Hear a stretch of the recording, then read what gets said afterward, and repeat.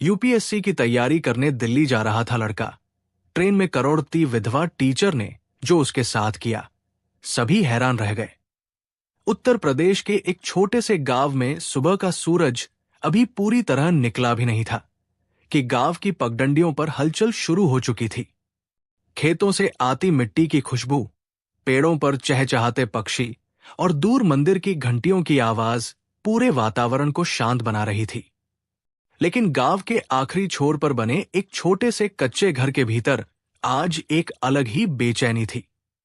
उस घर में रहने वाला 25 वर्षीय पंकज अपनी जिंदगी की सबसे बड़ी यात्रा पर निकलने वाला था। उसके पास न तो कोई बड़ी दौलत थी, न ऊंची पहचान और न ही शहर में रहने का कोई मजबूत सहारा। उसके पास अगर कुछ था तो वो था अपनी मेहनत पर अटूट भरोसा, माँ बाप का आशीर्वाद और आंखों में चमकता एक सपना, आईएएस अधिकारी बनने का सपना। बचपन से उसने अपने पिता को दूसरों के खेतों में मजदूरी करते देखा था। कई बार ऐसा भी हुआ कि घर में रात का खाना केवल इसलिए नहीं बन पाया क्योंकि उस दिन मजदूरी नहीं मिली थी। उसकी मां अपने हिस्से की रोटी भी ये कहकर उसे खिला देती थी कि उसे भूख नहीं है, जबकि पंकज जानता था कि मां कई रातें भूखे पेट सोई है। इन्हीं संघर्षों ने उसके भीतर एक ऐसी आग जला दी थी जिसने उसे हर कठिनाई के बीच भी पढ़ाई से कभी दूर नहीं होने दिया। गांव के सरकारी स्कूल से पढ़ाई पूरी करने के बाद उसने स्नातक किया और अब उसने तय कर लिया था कि चाहे कितनी भी कठिनाई क्यों ना आए, वो दिल्ली जाकर यूपीएससी की तैयारी करेगा। उस सुबह उसकी मां ने अपने पुराने संदूक से एक साफ इस्त्री किया हुआ कुर्ता निकाला। पिता ने वर्षों की बचत में से कुछ मुड़े तुड़े नोट उसकी हथेली पर रख दिए। पंकज ने नोटों को देखा तो उसकी आंखें भर आई। वो जानता था कि ये पैसे केवल रुपए नहीं थे, बल्कि उसके माता पिता के अधूरे सपनों की पूरी पूंजी थे। उसने दोनों के चरण छुए। मां ने उसके माथे पर हाथ रखते हुए कहा, बेटा, जिंदगी में कभी किसी का बुरा मत करना। मेहनत और ईमानदारी का रास्ता कभी मत छोड़ना। अगर भगवान ने चाहा तो एक दिन पूरा गांव तुझ पर गर्व करेगा। पिता ने धीमी आवाज में कहा, बेटा, गरीब होना कोई शर्म की बात नहीं होती, लेकिन अपना चरित्र खो देना सबसे बड़ी गरीबी होती है। पंकज ने सिर झुकाकर दोनों की बातें अपने दिल में उतार ली।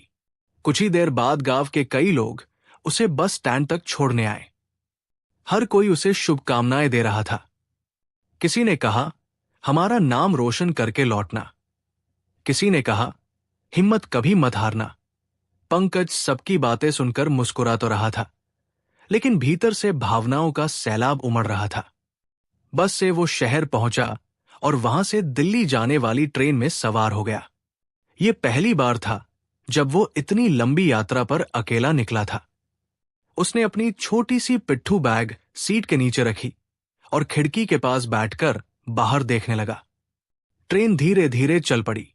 गांव, खेत, पेड़ और कच्चे रास्ते पीछे छूटते जा रहे थे, लेकिन उसके मन में अपने माता पिता की तस्वीरें बार बार सामने आ रही थी। उसने मन ही मन प्रण लिया कि वह किसी भी हालत में हार नहीं मानेगा। कुछ देर बाद अगले स्टेशन पर ट्रेन रुकी। तभी लगभग 35 वर्ष की एक सादगीपूर्ण महिला डिब्बे में चढ़ी। उसने हल्के रंग की सूती साड़ी पहन रखी थी। चेहरे पर किसी प्रकार का दिखावा नहीं था, लेकिन उसकी आंखों में गजब का आत्मविश्वास और अपनापन झलक रहा था। उसके हाथ में केवल एक छोटा सा बैग और कुछ किताबें थी। वो आकर पंकज के सामने वाली सीट पर बैठ गई। पंकज ने शिष्टाचारवश उठकर उसका बैग ऊपर रखने में मदद की। महिला ने मुस्कुराकर कहा, धन्यवाद बेटा। पंकज ने विनम्रता से कहा, कोई बात नहीं मैडम, ये तो मेरा फर्ज था। महिला उसकी बात सुनकर कुछ पल उसे देखती रही। उसे लगा कि आज के समय में भी इतना संस्कारी और विनम्र युवक मिलना आसान नहीं है। कुछ देर दोनों चुपचाप बैठे रहे। ट्रेन अपनी रफ्तार से आगे बढ़ती रही। थोड़ी देर बाद महिला ने मुस्कुराते हुए पूछा, मेरा नाम अलका है, और तुम्हारा? पंकज ने तुरंत जवाब दिया, जी, मेरा नाम पंकज है। अलका ने फिर पूछा, कहाँ जा रहे हो पंकज? पंकज के चेहरे पर हल्की मुस्कान आ गई। उसने कहा, दिल्ली जा रहा हूं मैडम, यूपीएससी की तैयारी करने। बचपन से सपना है कि एक दिन आईएएस अधिकारी बनूं।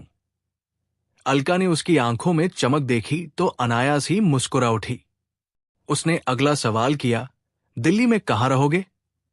पंकज ने बिना किसी झिझक के जवाब दिया, वहां हमारे एक परिचित रहते हैं। उन्होंने कहा है कि कुछ दिन उनके साथ रह लेना। जब तक सब ठीक हो जाएगा तब तक वहीं से तैयारी शुरू कर दूंगा। अलका ने धीरे से सिर हिलाया और बोली, अच्छी बात है। बड़े शहर में अगर कोई अपना मिल जाए तो शुरुआत आसान हो जाती है। पंकज ने भी मुस्कुराकर हामी भर दी। बातचीत का सिलसिला यही नहीं रुका।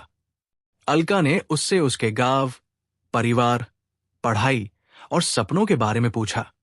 पंकज ने बिना कुछ छिपाए अपनी पूरी कहानी बता दी।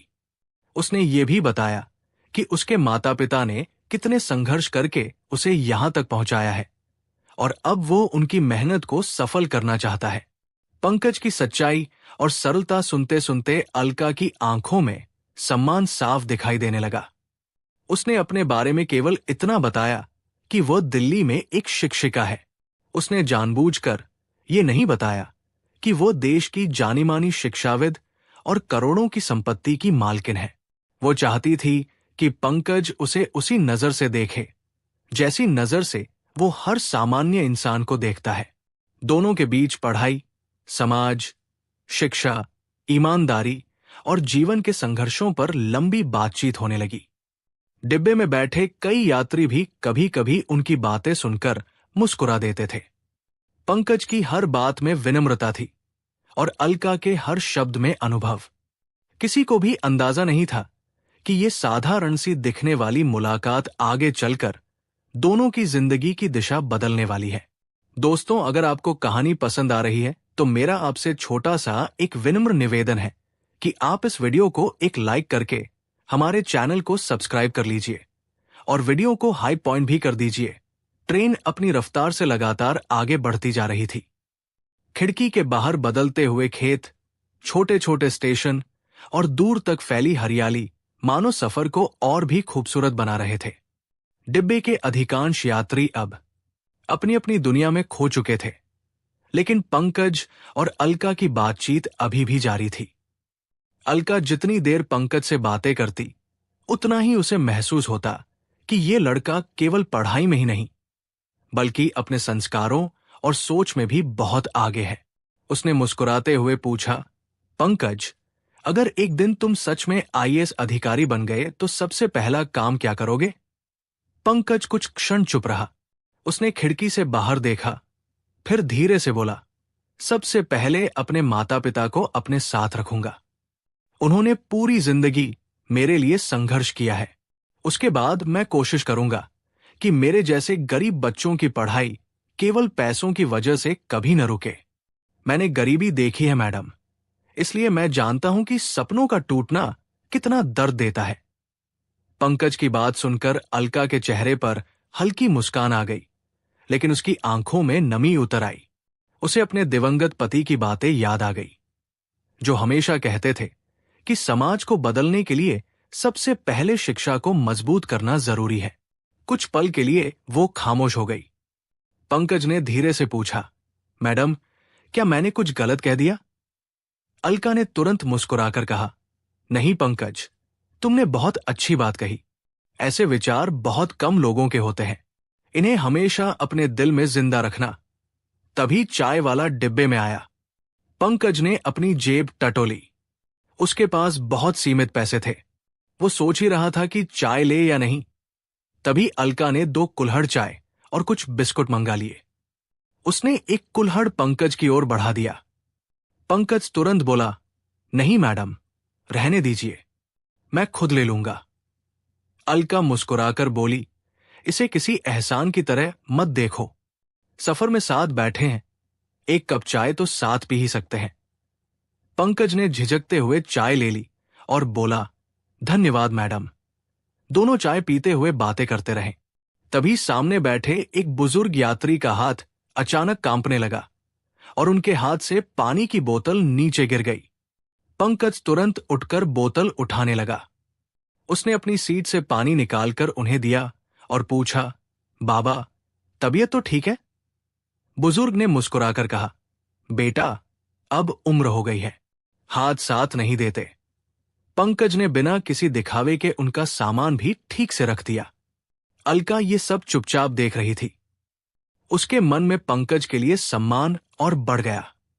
उसने सोचा, जिस लड़के के संस्कार इतने अच्छे हैं, भगवान उसकी मेहनत जरूर रंग लाएगा।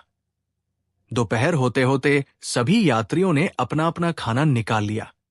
पंकज ने अपने बैग से कपड़े में लिपटी 4 सूखी रोटियां और थोड़ा सा आलू का सूखा भूरता निकाला। वो बड़े सादे मन से खाने लगा। अलका ने अपने टिफिन का ढक्कन खोला। उसमें कई तरह के व्यंजन थे। उसने कहा, पंकज, थोड़ा खाना मेरे साथ भी खा लो। पंकज ने मुस्कुराकर मना कर दिया, नहीं मैडम, मां ने अपने हाथ से ये रोटियां बनाई हैं। अगर इन्हें पूरा न खाऊं तो उन्हें अच्छा नहीं लगेगा। अलका ने उसकी बात का सम्मान किया। कुछ देर बाद उसने अपने टिफिन में रखी मिठाई का एक टुकड़ा उसकी ओर बढ़ाते हुए कहा, यह तो मां ने नहीं बनाई होगी, इसे मना मत करना। इस बार पंकज मुस्कुरा दिया और बोला, ठीक है मैडम, ये मैं खुशी से खा लेता हूं। दोनों हंस पड़े। सफर धीरे धीरे आगे बढ़ता रहा। शाम होने लगी थी। ट्रेन अब दिल्ली के करीब पहुंच रही थी। तभी अलका ने अपने बैग से एक छोटी सी डायरी निकाली और उसमें अपना मोबाइल नंबर लिखकर पंकज की ओर बढ़ा दिया। उसने कहा, अगर दिल्ली में कभी किसी भी तरह की परेशानी हो तो बिना झिझक मुझे फोन कर देना। कभी ये मत सोचना कि मैं मदद नहीं करूंगी। पंकज ने डायरी का पन्ना हाथ में लेते हुए कहा, मैडम, आपने इतना अपनापन दिया, यही मेरे लिए बहुत बड़ी बात है। उम्मीद है कि जरूरत नहीं पड़ेगी, लेकिन अगर कभी पड़ी तो जरूर याद करूंगा। अलका ने केवल मुस्कुराकर सिर हिला दिया। कुछ ही देर बाद ट्रेन नई दिल्ली स्टेशन पर पहुंच गई। प्लेटफॉर्म पर हमेशा की तरह भारी भीड़ थी। लोग जल्दी जल्दी अपने सामान के साथ बाहर निकल रहे थे। पंकज ने अपना छोटा सा बैग कंधे पर टांगा और अलका का बैग नीचे उतारकर उन्हें पकड़ा दिया। अलका बोली, अपना ध्यान रखना पंकज, मेहनत कभी मत छोड़ना। पंकज ने आदर से कहा, आप भी अपना ध्यान रखिए मैडम। आपसे मिलकर ऐसा लगा जैसे सफर में कोई अपना मिल गया हो। दोनों मुस्कुराए और भीड़ में अलग अलग दिशाओं में चल पड़े। पंकज स्टेशन से बाहर निकला और अपने परिचित को फोन किया। कुछ देर बाद परिचित वहां पहुंच गया। उसने पंकज का स्वागत किया और अपने घर ले गया। शुरुआत के 2 दिन सब कुछ ठीक रहा। परिचित का व्यवहार भी अच्छा था, लेकिन उसकी पत्नी पंकज को बिल्कुल पसंद नहीं करती थी। उसे लगता था कि एक बाहरी लड़के के घर में रहने से परेशानी बढ़ जाएगी। वो हर छोटी बड़ी बात पर पंकज को ताने देती। कभी कहती, दिन भर किताबें लेकर बैठा रहता है। कभी कहती, पता नहीं कब तक यहां रहेगा। पंकज हर बार चुप रह जाता। वो जानता था कि वह किसी पर बोझ नहीं बनना चाहता, इसलिए घर का हर छोटा मोटा काम भी कर देता था। एक सुबह परिचित अपनी नौकरी पर चला गया। दोपहर में उसकी पत्नी ने अचानक पूरे घर में शोर मचा दिया। मेरी सोने की अंगूठी गायब हो गई, जरूर इसी ने चुराई है। उसने सीधे पंकज की ओर उंगली उठा दी। पंकज ये सुनकर सन्न रह गया। उसने घबराकर कहा, भाभी जी, मैंने कुछ नहीं लिया, मैं ऐसा कभी नहीं कर सकता। लेकिन वो उसकी एक भी बात सुनने को तैयार नहीं थी। उसने उसका बैग तक खुलवाकर देख लिया। उसमें केवल कुछ कपड़े, किताबें और मां की दी हुई एक पुरानी तस्वीर थी। अंगूठी कहीं नहीं मिली। फिर भी वो लगातार उसी पर चोरी का आरोप लगाती रही। शाम को परिचित घर लौटा। उसने भी अपनी पत्नी की बातों में आकर पंकज से कहा, देखो पंकज, मैं तुम्हें जानता हूं, लेकिन घर की शांति भी जरूरी है। अच्छा यही होगा कि तुम कहीं और रहने का इंतजाम कर लो। ये सुनते ही पंकज के पैरों तले जमीन खिसक गई। उसने कुछ नहीं कहा। उसने चुपचाप अपना छोटा सा बैग उठाया, दोनों को प्रणाम किया और घर से बाहर निकल आया। रात का अंधेरा धीरे धीरे दिल्ली की सड़कों पर उतर रहा था। हजारों लोगों की भीड़ के बीच पंकज बिल्कुल अकेला खड़ा था। उसके पास रहने की कोई जगह नहीं थी। जेब में केवल कुछ 100 रुपए बचे थे। उसने आसमान की ओर देखा और मन ही मन अपनी मां की बात याद की, मुश्किल समय में हिम्मत मत हारना। पंकज ने अपनी आंखों के आंसू पोंछे और खुद से कहा, मैं हार मानने वालों में से नहीं हूं। चाहे जितनी मुश्किल आए, मैं अपना सपना पूरा करके ही गांव लौटूंगा। उसे बिल्कुल भी अंदाजा नहीं था कि अगले ही दिन उसकी जिंदगी फिर एक नया मोड़ लेने वाली है। पूरी रात पंकज दिल्ली की सड़कों पर भटकता रहा। कभी वो किसी बंद दुकान के सामने बैठ जाता, कभी किसी पार्क की बेंच पर कुछ देर आंखें बंद कर लेता, लेकिन नींद उसकी आंखों से कोसों दूर थी। बार बार उसे अपने गांव की याद आ रही थी। मां का मुस्कुराता चेहरा, पिता की मेहनत से भरी हथेलियां और गांव वालों की उम्मीदें उसके सामने घूम रही थी। कई बार उसके मन में आया कि सब छोड़कर वापस गांव लौट जाए, लेकिन अगले ही पल उसने खुद से कहा, अगर आज हार गया तो जिंदगी भर खुद की नजरों में नहीं उठ पाऊंगा। सुबह होते ही वो एक सार्वजनिक नल पर जाकर मुंह हाथ धोने लगा। उसने अपने कपड़े ठीक किए और काम की तलाश में निकल पड़ा।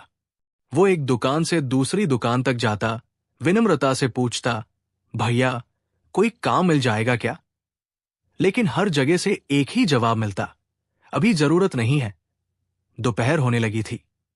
तेज धूप में चलते चलते उसके कदम भी जवाब देने लगे थे।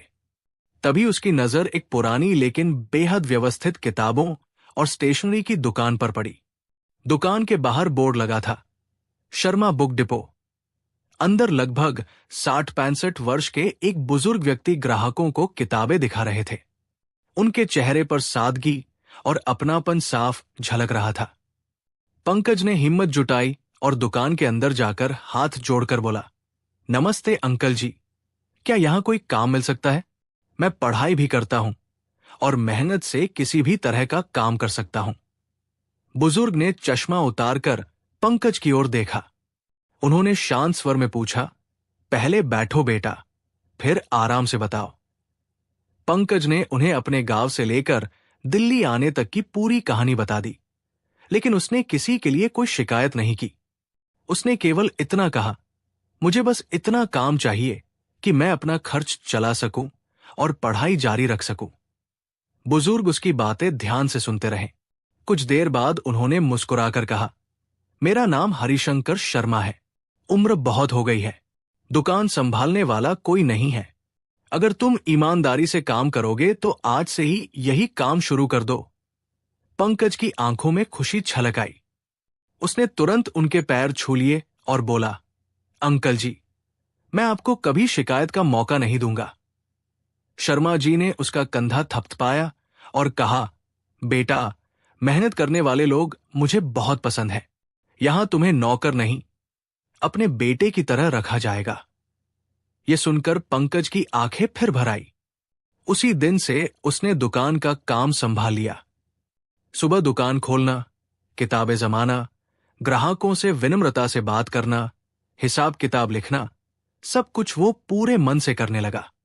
उसकी ईमानदारी देखकर शर्मा जी भी दिन ब दिन उससे स्नेह करने लगे।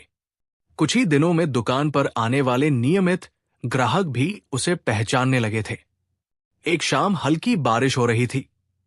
सड़क पर गाड़ियों की आवाजाही कम थी। तभी एक सफेद कार दुकान के सामने आकर रुकी। कार से एक सादगी से कपड़े पहने महिला उतरी। वो छाता लेकर दुकान के अंदर आई।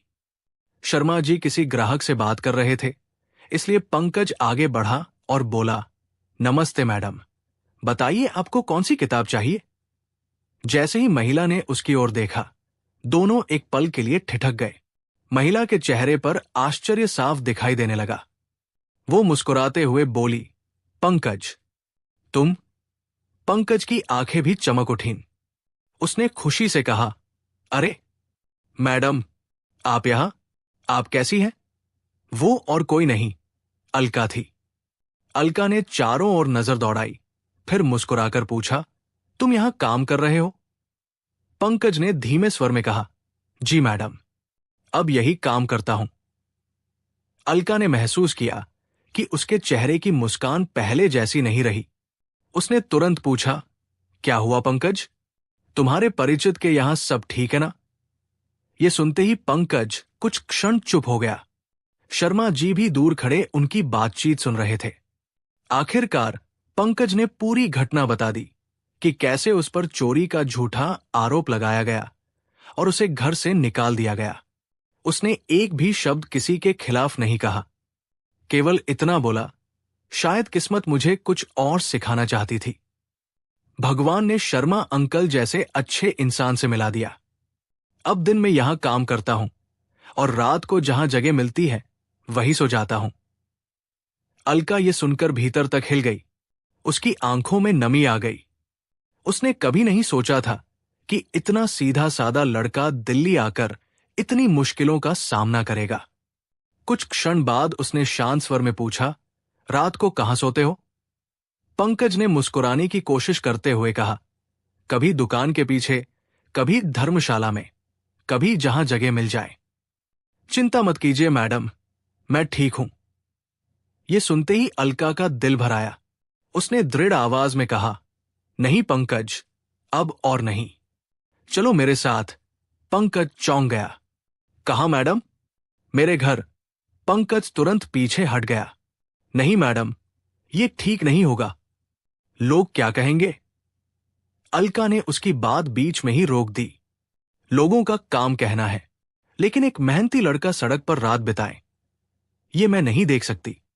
पंकज फिर बोला, मैडम, मैं आपका बहुत सम्मान करता हूं, लेकिन मैं आपके लिए परेशानी नहीं बन सकता। तभी शर्मा जी भी पास आ गए। उन्होंने मुस्कुराकर कहा, बेटा, कभी कभी भगवान किसी इंसान के रूप में मदद भेजता है। अगर मैडम तुम्हारी मदद करना चाहती है तो इसमें संकोच मत करो। पंकज चुप हो गया। उसने कुछ देर सोचने के बाद धीरे से कहा, अगर आपको सच में कोई परेशानी नहीं होगी तो मैं चलने को तैयार हूं। अलका मुस्कुराई और बोली, चलो। शर्मा जी ने भी कहा, कल सुबह सीधे दुकान आ जाना, काम की चिंता मत करना। पंकज ने उनका आशीर्वाद लिया और अलका के साथ कार में बैठ गया। लगभग आधे घंटे बाद कार एक शांत और साफ सुथरे इलाके में जाकर रुकी। सामने लोहे का विशाल गेट था। अंदर खूबसूरत बगीचा, लंबा रास्ता, फव्वारा और एक बहुत बड़ा सफेद रंग का बंगला दिखाई दे रहा था। पंकज ये सब देखकर हैरान रह गया। उसने धीरे से पूछा, मैडम, क्या आप यही रहती हैं?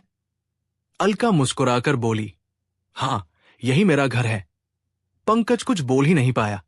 उसे समझ नहीं आ रहा था कि एक साधारण टीचर का घर इतना बड़ा कैसे हो सकता है।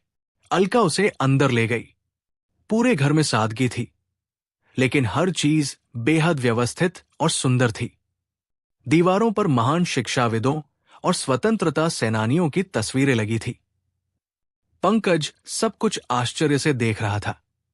तभी अलका उसे घर की पहली मंजिल पर बने एक बड़े कमरे के सामने ले जाकर रुकी।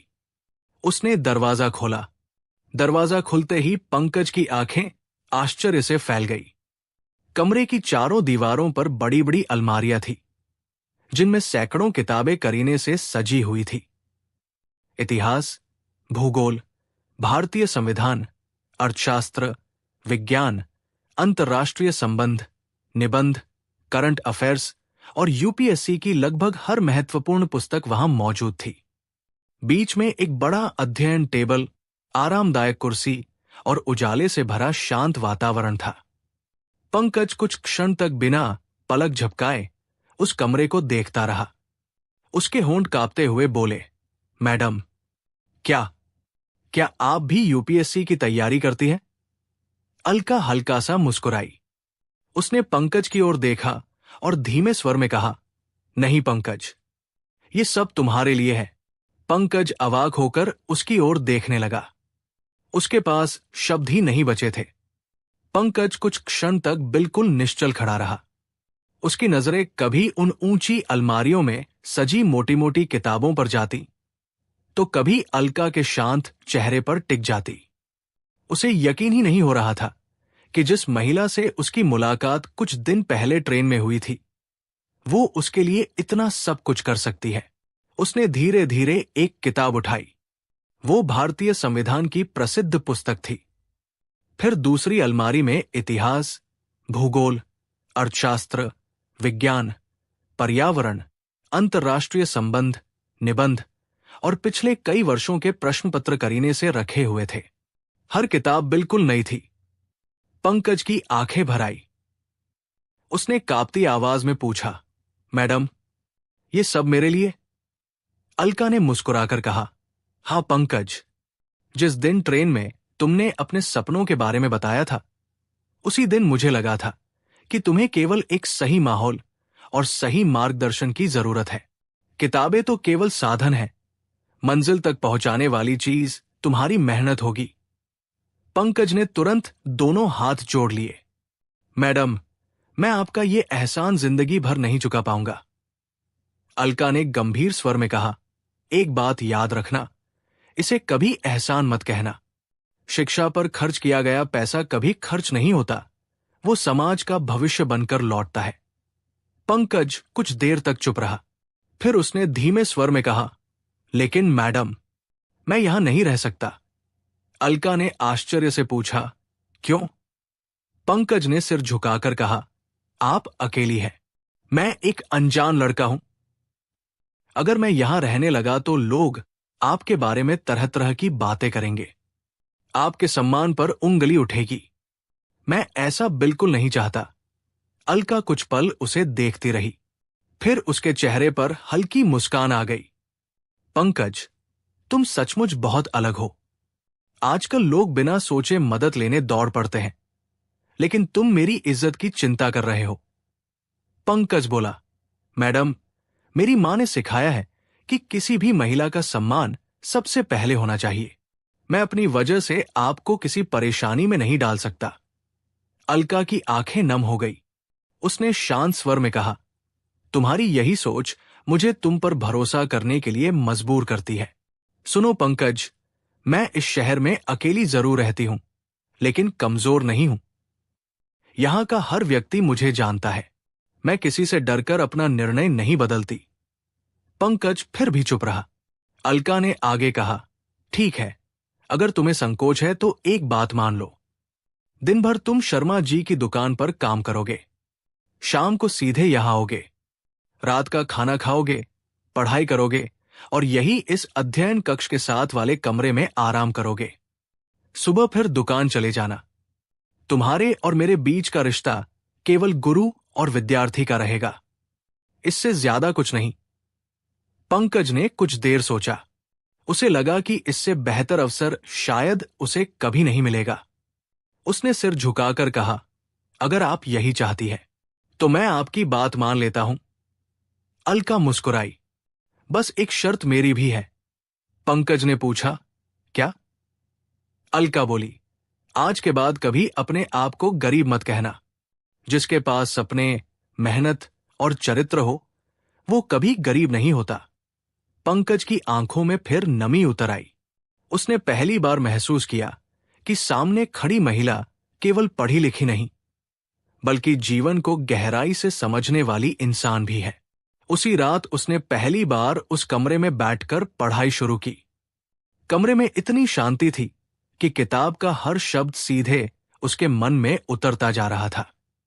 अलका समय समय पर उसके लिए चाय और हल्का नाश्ता रख जाती, लेकिन कभी उसकी पढ़ाई में बाधा नहीं बनती। रात करीब 11 बजे उसने दरवाजे पर दस्तक दी और बोली, बस आज के लिए इतना काफी है, शरीर भी आराम चाहता है। पंकज ने किताब बंद करते हुए मुस्कुराकर कहा, जी मैडम। अगले दिन से उसकी नई दिनचर्या शुरू हो गई। सुबह जल्दी उठना, घर के छोटे मोटे काम में अलका की मदद करना, नाश्ता करके शर्मा जी की दुकान जाना, पूरे दिन ईमानदारी से काम करना और शाम को सीधे अलका के घर लौटकर देर रात तक पढ़ाई करना। कुछ ही दिनों में शर्मा जी भी समझ गए कि पंकज शाम को कहां जाता है। एक दिन उन्होंने मुस्कुराकर पूछा, बेटा, अब रहने की परेशानी तो नहीं है? पंकज ने सम्मान से कहा, नहीं अंकल जी, अलका मैडम ने मेरी बहुत मदद की है। शर्मा जी ने संतोष की सांस ली और बोले, भगवान ऐसे लोगों को हमेशा खुश रखे। धीरे धीरे मोहल्ले के कुछ लोगों की नजर पंकज पर पड़ने लगी। वे रोज उसे शाम को उसी बड़े बंगले में जाते देखते।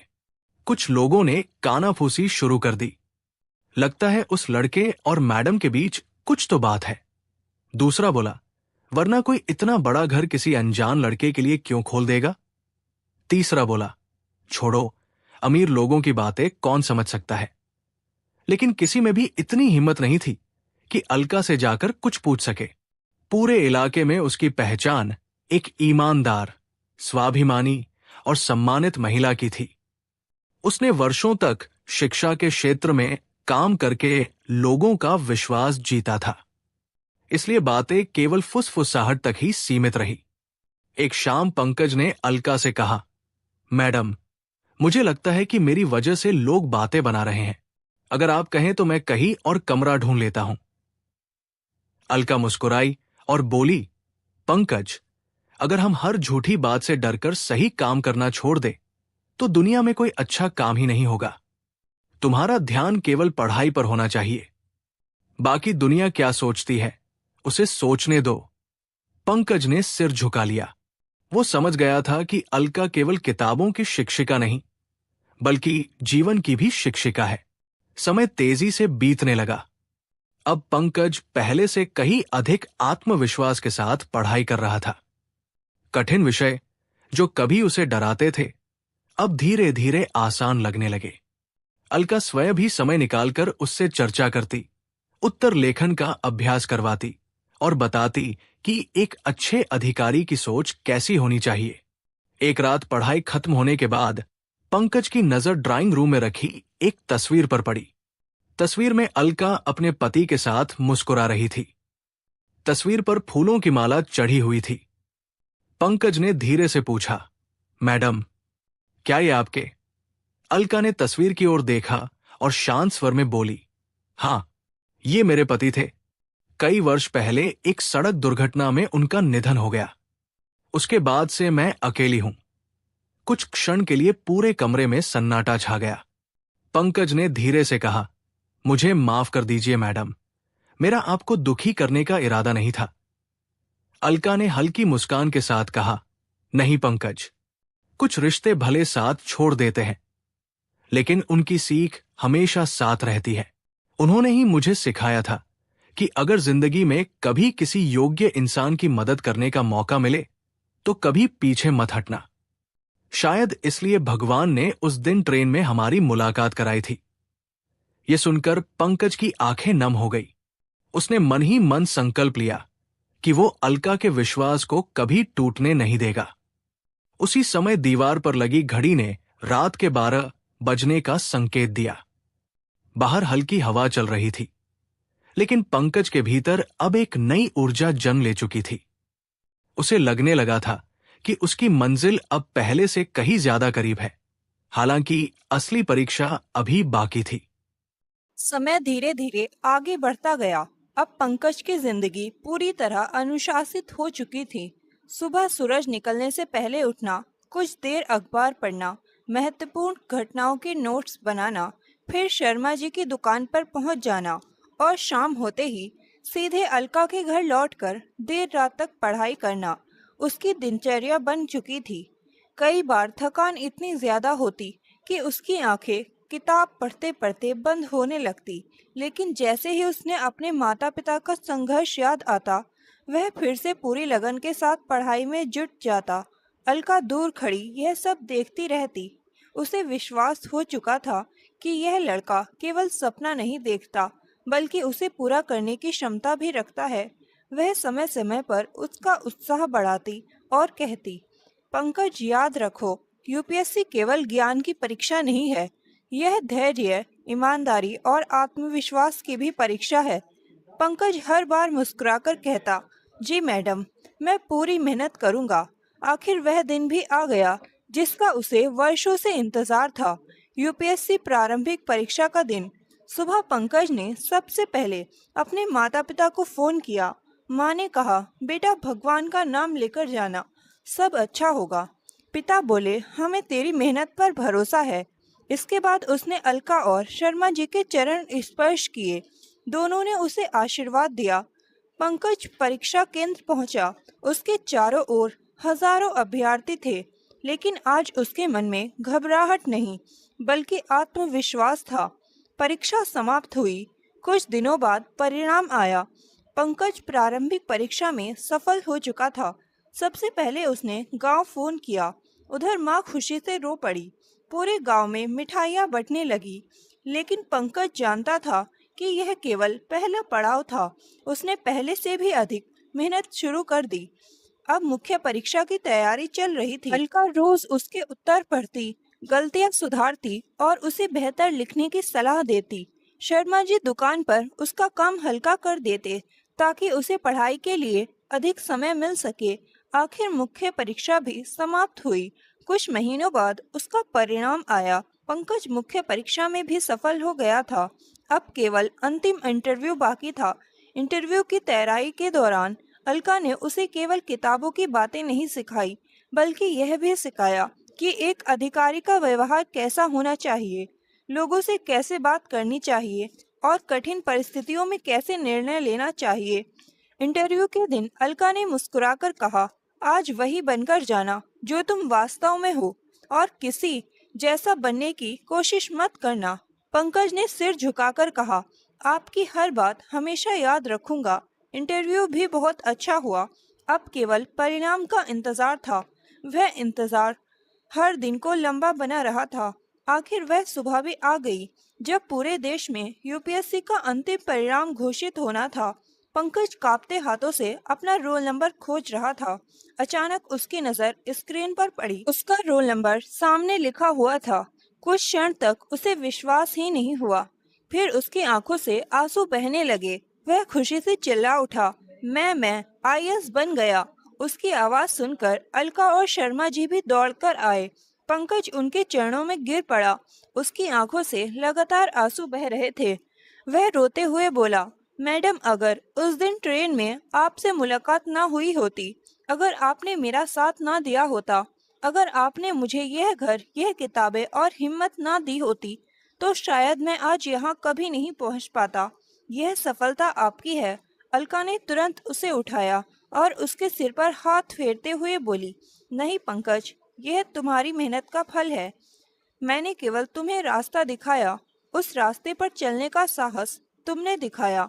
याद रखना, सफलता हमेशा उसी को मिलती है जो कठिनाइयों के सामने झुकता नहीं। इसके बाद पंकज ने सबसे पहले गांव फोन किया। माँ की आवाज सुनते ही वह कुछ बोल नहीं पाया। उसकी आंखों से आंसू बहते रहे। माँ ने घबराकर पूछा, क्या हुआ बेटा? पंकज मुस्कुराया और बोला, माँ, तुम्हारा बेटा आईएएस बन गया। उधर पूरे गांव में खुशी की लहर दौड़ गई। पिता की आंखों में गर्व के आंसू थे। गांव के लोग कह रहे थे, हमारा पंकज अफसर बन गया। कुछ दिनों बाद प्रशिक्षण के लिए जाने से पहले पंकज ने शर्मा जी की दुकान पर जाकर उनके पैर छुए। शर्मा जी की आंखें भी भर आई। उन्होंने कहा, आज मुझे ऐसा लग रहा है जैसे मेरा अपना बेटा अधिकारी बन गया हो। पंकज ने भावुक होकर कहा, अंकल जी, अगर आपने मुझे उस दिन काम ना दिया होता तो शायद मैं भूखा रह जाता। आपका यह उपकार मैं कभी नहीं भूल सकता। प्रशिक्षण पूरा होने के बाद पंकज की पहली नियुक्ति एक जिले में आईएएस अधिकारी के रूप में हुई। उसने पूरी ईमानदारी और निष्ठा से अपना कार्यभार संभाल लिया। कुछ समय बाद उसके माता पिता ने उसकी शादी एक संस्कारी और शिक्षित लड़की से कर दी। शादी के बाद एक दिन वह अपनी पत्नी को लेकर अलका के घर पहुंचा। उसकी पत्नी ने भी आदर पूर्वक अलका के चरण छुए। पंकज मुस्कुराकर बोला, दीदी, आज मैं अपनी जिंदगी की सबसे बड़ी खुशी आपके साथ बांटने आया हूँ। अलका ने मुस्कुराकर कहा, हमेशा खुश रहो। तभी पंकज की पत्नी ने आश्चर्य से पूछा, आप इन्हें दीदी कहते हैं? पंकज की आंखें नम हो गई। उसने कहा, हाँ, जिस दिन पूरी दुनिया में मैं अकेला रह गया था, उस दिन इन्होंने मुझे अपने छोटे भाई की तरह सहारा दिया था। आज जो कुछ भी हूँ, इनके आशीर्वाद और मार्गदर्शन की वजह से हूँ। यह सुनकर अलका की आंखों से भी आंसू झलक पड़े। उसने कहा, मुझे हमेशा छोटा भाई चाहिए था।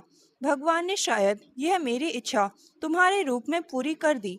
उस दिन पहली बार पंकज ने अलका की कलाई पर राखी बंधवाने का आग्रह किया। अगली रक्षाबंधन पर वह फिर अपनी पत्नी और अपने माता पिता के साथ अलका के घर पहुंचा। अलका ने मुस्कुराते हुए उसकी कलाई पर राखी बांधी।